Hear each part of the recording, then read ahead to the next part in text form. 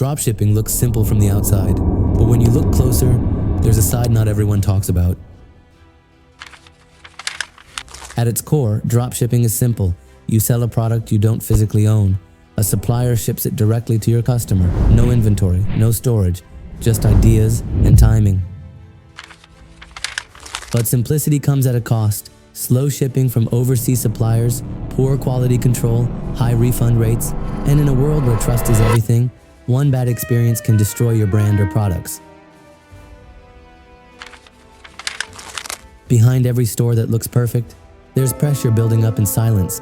Late deliveries, angry customers, payment stucks. Dropshipping isn't just selling products, it's carrying the weight of a business you don't fully control.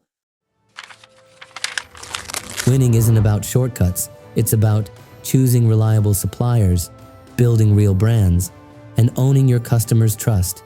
Dropshipping in 2025 is not a get-rich-quick plan. It's a business, and it must be treated like one.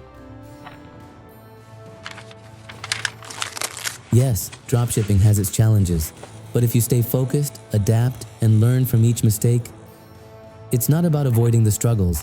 It's about knowing how to win, even in the hardest moments.